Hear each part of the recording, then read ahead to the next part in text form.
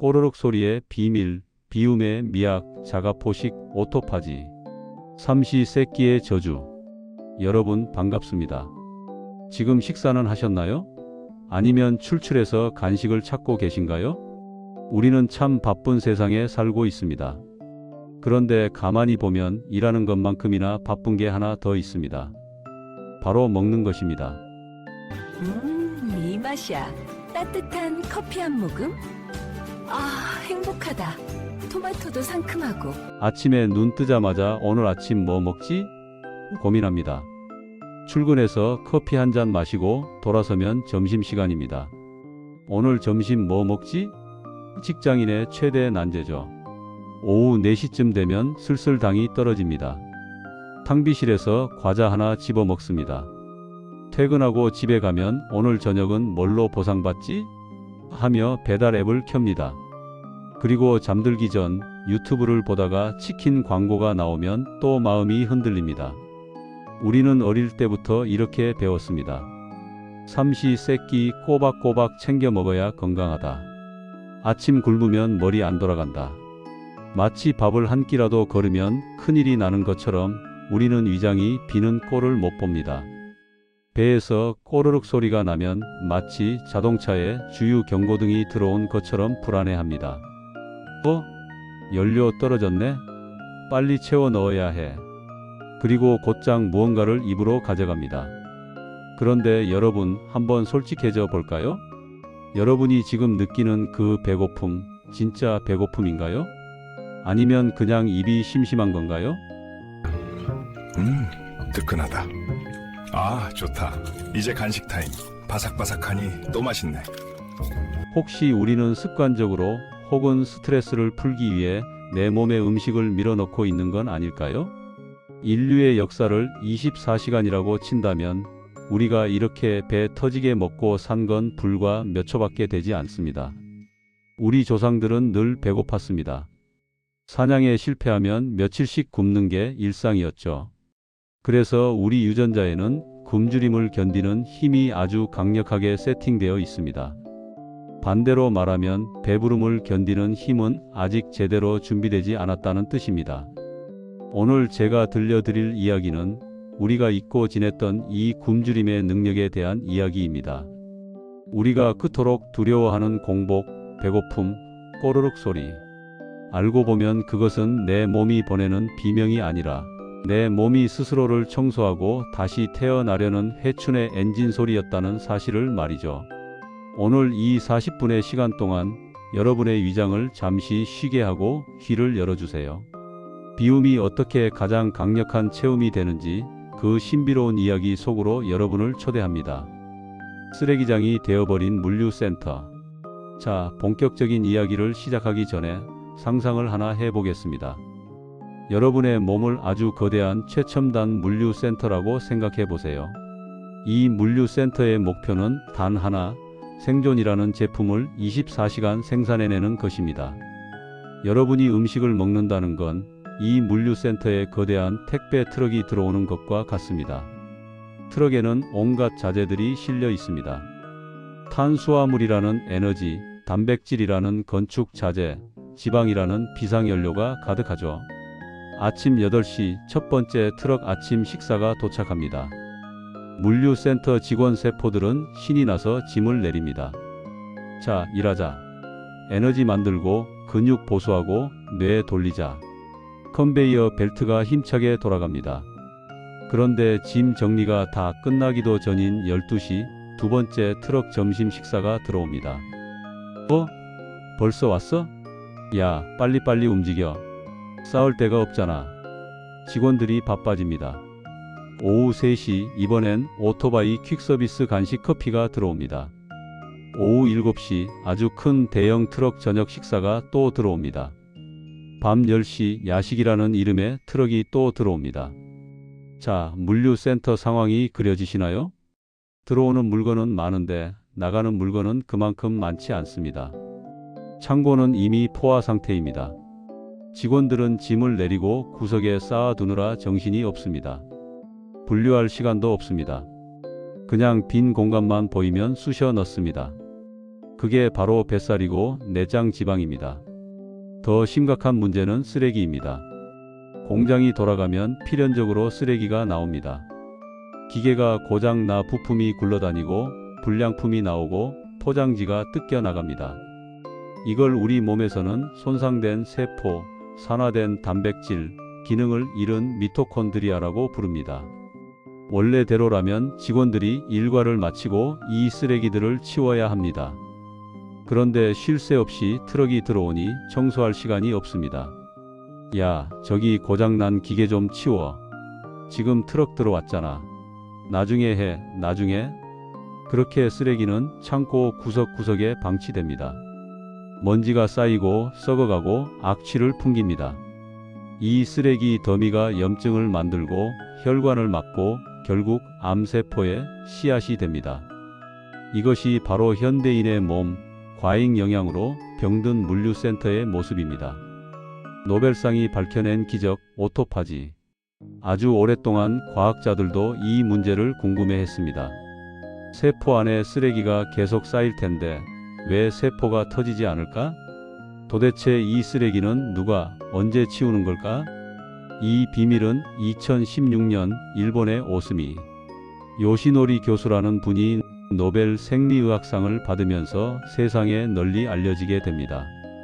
그가 발견한 것이 바로 오늘 주제인 오토파지, 우리말로는 자가포식입니다. 이름이 좀 무시무시합니다. 오토 스스로 파지 먹는다. 직역하면 자기를 잡아먹는다는 뜻입니다. 처음엔 사람들이 오해했습니다. 굶으면 내 몸이 내 근육을 갉아먹는 거 아니야? 하지만 이 말의 진짜 의미는 파괴가 아니라 재활용 리사이클링입니다. 다시 물류센터로 돌아가 볼까요? 오토파지는 이 물류센터 안에 숨겨진 최첨단 재활용 시스템입니다. 어느 날 갑자기 물류센터에 비상이 걸립니다. 택배 트럭이 뚝 끊긴 겁니다. 우리가 단식을 시작한 거죠. 1시간, 2시간, 10시간. 아무리 기다려도 자재가 안 들어옵니다. 직원들이 웅성거립니다. 큰일 났다. 밖에서 물건이 안 들어와. 이제 뭘로 제품을 만들지? 공장 멈춰야 하나? 바로 그 절체절명의 순간 물류센터 소장이 확성기를 들고 외칩니다. 비상사태다. 오토파지 모드를 가동한다. 지금부터 창고를 뒤져서 쓸모없는 것들을 모조리 찾아와라. 그러자 직원들의 눈빛이 바뀝니다. 평소에는 거들떠보지도 않던 창고 구석구석을 뒤지기 시작합니다. 여기 고장나서 버려둔 엔진 미토콘드리아가 있네? 여기 유통기한 지난 단백질 덩어리도 있어. 여기 침입했다가 죽은 도둑 세균 바이러스 시체도 있네? 직원들은 이 쓰레기들을 모아서 리소좀이라는 거대한 분쇄기에 집어넣습니다. 그러면 놀라운 일이 벌어집니다. 고장난 부품과 쓰레기들이 갈리고 분해되더니 반짝반짝 빛나는 새 부품, 아미노산, 에너지원으로 다시 태어나는 겁니다. 이것이 바로 자가포식의 핵심입니다. 내 몸은 외부에서 영양분이 끊기면 내부의 쓰레기를 태워서 생존의 연료로 씁니다. 쓰레기는 사라지고 에너지는 생깁니다. 청소와 충전이 동시에 일어나는 기적. 이것이 바로 배고픔의 진짜 얼굴입니다. 내 몸의 스위치, 성장 그리고 수리. 그렇다면 이 좋은 시스템은 왜 평소에는 작동하지 않을까요? 왜 굳이 배가 고파야만 작동할까요? 여기에는 우리 몸을 지배하는 두 가지 거대한 스위치가 있기 때문입니다. 바로 mTOR와 mFK입니다. 이름이 어렵죠? 쉽게 성장 스위치와 수리 스위치라고 부르겠습니다. 이 두 스위치는 시소와 같아서 하나가 올라가면 하나는 반드시 내려가야 합니다. 동시에 켜질 수가 없습니다. 먼저 성장 스위치 mTOR입니다. 우리가 음식을 먹으면 특히 탄수화물이나 단백질이 들어오면 이 스위치가 딸깍하고 켜집니다. 이 스위치가 켜지면 몸은 건설 모드가 됩니다. 자재가 풍부하다. 세포를 늘려라. 근육을 키워라. 지방을 저장해라. 아이들이 자라거나 근육을 키울 때는 이 스위치가 꼭 필요합니다. 하지만 다 큰 어른에게 이 스위치가 24시간 켜져 있다면 세포가 쓸데없이 계속 분열합니다. 늙은 세포도 안 죽고 버팁니다. 그게 바로 노화의 가속화이고 심해지면 암이 됩니다. 반대로 수리 스위치 AMPK가 있습니다. 이 스위치는 오직 에너지가 부족할 때, 즉 배가 고플 때만 켜집니다. 이 스위치가 켜지면 몸은 보수 모드가 됩니다. 자재가 없다. 지금 있는 거라도 아껴 써야 한다. 고장 난 거 고쳐서 다시 써. 이때 비로소 오토파지 자가포식 청소차가 출동합니다. DNA의 오류를 수리하고 염증을 청소하고 암세포를 굶겨 죽입니다. 현대인의 비극은 무엇일까요? 태어나서 죽을 때까지 수리 스위치를 켜 볼 틈이 없다는 겁니다. 아침 먹고, 점심 먹고, 저녁 먹고, 야식 먹고. 성장 스위치만 24시간 365일 눌러대고 있습니다. 몸은 계속 지어라, 쌓아라, 만 외치고 고쳐라, 치워라 는 명령은 내려지지 않습니다. 그러니 몸속 물류센터가 쓰레기장이 될 수밖에요. 노화 전문가들이 소식하라, 간헐적 단식을 하라고 외치는 이유가 바로 이것입니다. 살을 빼기 위해서가 아닙니다. 하루에 단 몇 시간이라도 제발 그놈의 성장 스위치 좀 끄고 수리 스위치에게 일할 시간을 좀 주자는 간절한 호소인 것입니다. 12시간의 마법, 꼬르륵 소리의 환희. 자, 이제 이론은 알았습니다. 그렇다면 실전입니다. 도대체 얼마나 굶어야 이 청소차가 출동할까요? 3일? 일주일? 아닙니다. 과학자들은 아주 희망적인 숫자를 제시합니다. 바로 12시간입니다. 우리가 마지막 음식을 먹고 나서 위장에서 소화가 다 끝나는데 대략 4에서 6시간이 걸립니다. 그 후 간에 저장해둔 비상식량 글리코겐을 끌어다 씁니다. 이것마저 바닥나는 시간이 대략 10시간에서 12시간 사이입니다. 바로 이 지점, 공복 12시간이 지나는 순간부터 우리 몸은 비로소 진짜 연료 없네? 하고 수리 스위치 AMPK를 켭니다. 방법은 너무나 간단합니다. 저녁 7시에 식사를 마쳤다면 다음날 아침 7시까지만 물 외에 아무것도 안 드시면 됩니다. 이 12시간 동안 여러분이 따뜻한 이불 속에서 자는 동안 몸속에서는 기적 같은 대청소가 벌어집니다.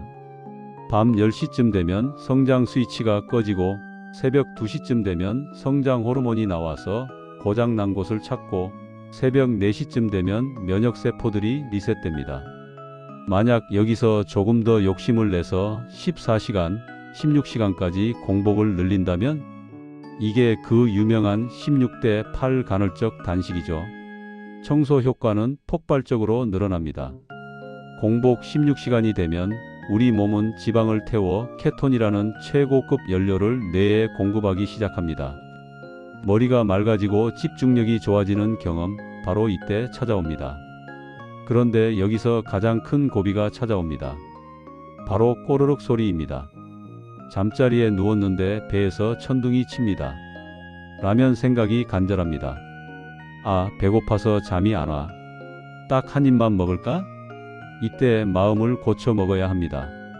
여러분, 꼬르륵 소리는 배고픔의 비명이 아닙니다. 그것은 내 몸의 청소차 시동 걸리는 소리입니다. 위장이 텅 비어서 공간이 생기니까 그 안에서 공기가 움직이며 나는 청소 완료 알림음입니다. 이 소리가 들릴 때마다 이렇게 생각하세요. 아, 지금 내 뱃살이 타고 있구나. 내 혈관 속 찌꺼기가 청소되고 있구나. 내 몸이 젊어지고 있구나. 이때를 못 참고 야식을 먹는다. 그건 열심히 청소하고 있는 직원들에게 쓰레기 트럭을 들이붓는 것과 같습니다. 청소는 중단되고 쓰레기는 다시 쌓입니다. 그러니 제발 그 꼬르륵 소리를 즐기세요. 그 순간이 바로 여러분이 회춘하는 시간입니다. 비움은 가장 적극적인 체움입니다. 오늘의 이야기를 정리해 봅니다. 우리는 체움에 중독된 사회를 살고 있습니다. 냉장고를 채우고 위장을 채우고 스케줄을 채워야 안심합니다. 비어있는 것을 견디지 못합니다. 하지만 우리 몸의 설계도는 말합니다. 생명력은 채움이 아니라 비움에서 나온다고요. 바이올린의 아름다운 소리는 바이올린 속이 비어 있기 때문에 울려 퍼집니다. 그릇은 비어 있어야 새로운 음식을 담을 수 있습니다. 우리 몸도 마찬가지입니다. 잠시 멈추고 비워내는 그 시간 동안 우리 몸은 그 어떤 명약보다 강력한 치유력을 스스로 만들어냅니다. 오늘부터 배고픔을 두려워하지 않으셨으면 좋겠습니다. 오히려 반가워해 주세요. 배고프네? 내 몸이 지금 청소를 하고 싶구나. 그래, 조금만 더 시간을 주자. 오늘 저녁 조금 일찍 수저를 놓고 내일 아침까지 내 몸에게 온전한 휴식을 선물해 보는 건 어떨까요? 그 12시간의 비움 끝에 찾아오는 아침 식사는 그 어떤 산의 진미보다 달콤하고 감사할 것입니다. 여러분의 텅 빈 위장 속에 건강한 생명력이 가득 차오르기를 응원합니다. 지금까지 노화에 대해 이야기하는 AI 스튜디오이었습니다. 감사합니다. AI 건강 스튜디오는 최신 인공지능 기술을 기반으로 우리가 일상에서 꼭 알아야 할 건강 정보를 쉽고 정확하게 분석하여 전달하는 건강 전문 채널입니다. AI 건강 스튜디오는 방대한 의학 데이터, 최신 연구 결과, 생활 건강 지표들을 AI로 정밀하게 분석하고 이를 누구나 이해하기 쉬운 콘텐츠로 재구성합니다. 단순히 정보를 전달하는 것을 넘어 시청자의 생활 속에서 실제로 변화가 일어날 수 있는 실천 가능한 건강 가이드를 제공합니다.